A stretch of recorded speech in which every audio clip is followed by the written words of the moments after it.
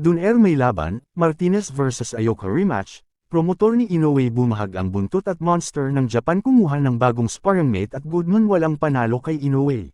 Una sa mga balitang boxing ay naibahagi ng Yahoo News ang isang article ng local news online na kung saan ay umapila di umano si multiple division world champion Nonito Donaire sa WBA. Naiangat siya sa rangkang sa nasabing sanction body. Currently ay inactive ang status nito after matalo ng dalawang magkakasunod sa kanyang kampanya sa world stage sa kamay ni Naoya Inoue at Santiago ng Mexico mahigit isang taon nakalipas. Kaya tumaas ang kilay ng ibang mga boxing fans particular sa mga solid Cuadro Alas dahil kung inyong matatandaan ay sumulat daw ang dating Japanese promoter ni Casimero na si Mr. Ito ng TBP.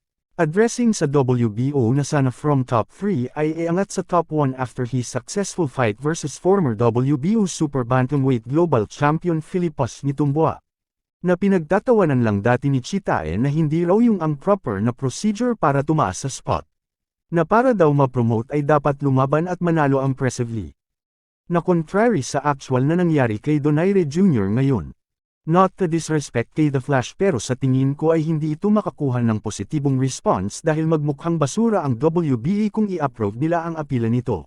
Dahil paano na lang si Vargas na hawak ang interim title na lumaban para makarating sa pwesto niya ngayon at maging mandatory opponent ni WBA 118 pounds champ Seiya Tsutsumi.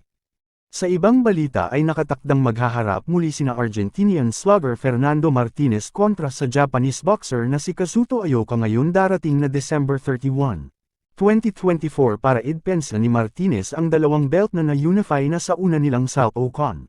Pinaiyak ni Martinez ang mga Japanese fans nang matalo ang kanilang manok last July 7 taong kasalukuyan via unanimous decision sa score na 120/108. 117-111 and 116-112. Meanwhile ay pagkaraan ng ilang linggo pagkatapos binulgar ni Hideyuki Ohashi na magkakaroon ng mega fight sa Japan sa taong 2025 sa pagitan ni undisputed champ Naoya Inoue at Junto, ay sinabi niya hindi na matutuloy ang potential fight ng dalawa. Sa makatuwid ay naduwag na naman ang promoter ng Monster na isugal ang malinis na kartada ng kanyang alaga kontra sa isa sa kilalang matinik na fighter na naproduce ng bansang Japan na si Nakatani. Na may matutulis na jabs, volume at knockout puncher rin. Sina Cuadro Alas at MJ Okmadaliv ang dalawa sa iniiwasan ni Naoya na kasalukuyang nangangampanya sa Super Bantamweight. Sa huling balita ay mas nawala ng interest ang mga boxing fans nang mapospone ang laban ni Naoya Inoue at Sam Goodman na supposedly scheduled kahapon at na-move sa bagong petsa. Dahil nagkaroon ng laceration during his last sparring session.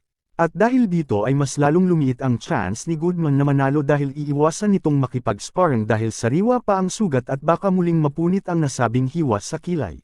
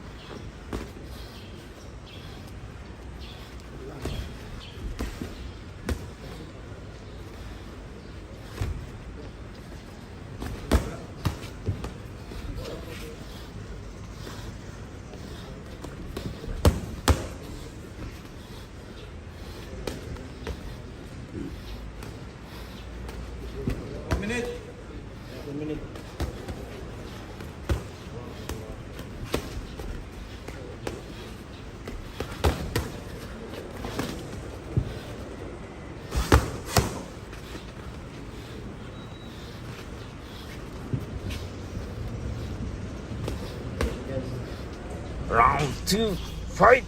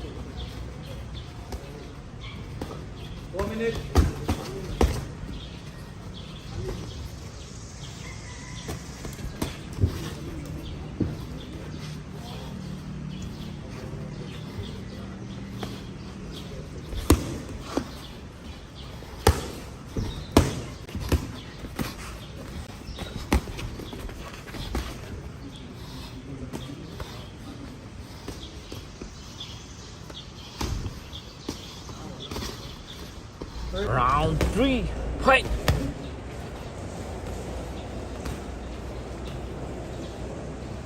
Renta!